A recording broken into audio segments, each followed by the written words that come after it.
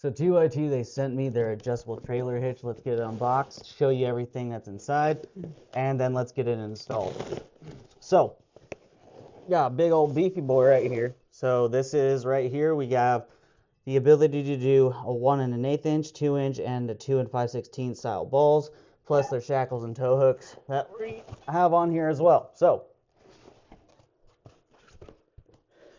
they really set you up for success with this thing. That is awesome. Okay, now looking at this, what I'm gonna do first is I'm gonna get this one installed right here, and I'm gonna do it upside down just so it's right there next to my face, but also it helps me out a little bit.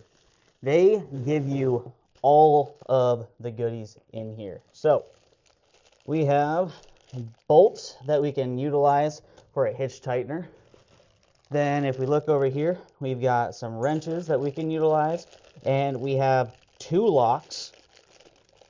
Man, they are not playing around on this. So on the other tow hitches that I have, one of the things that can be kind of annoying is it has a lock for right here, but it does not have a lock for the actual attachment. So this, let's see, I might have to take the whole ring off just to make this work, but we'll get that one put in there like so. But there we go. So now that's fully encapsulated, and you get the hitch pin that you're able to use just for some added security. So you could use that just by itself, or you could use the lock. And let's see, yeah, they don't tell you what type of keys, but looks to be the same, and they have extra O-rings in case those ever go bad.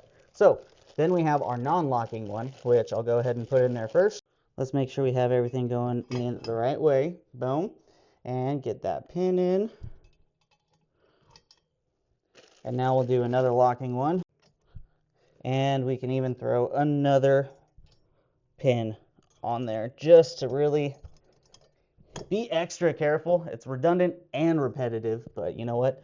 It's all good. So we have that. Then we have these bolts that we can put on the back here, either on the top or on the bottom, so we can utilize it as a hitch tightener. This is our final setup. This one right here, I have it set up for the hook, but we have our hitch tightener, we have our locking hitch pin, we have a second locking hitch pin. That little bolt sticking out the back of the attachment will tighten it up so that it's not wobbling, and then we just have such a solid unit, including this D-ring that I had forgotten to put on till after I was recording. So if you need a versatile hitch, this is the one for you.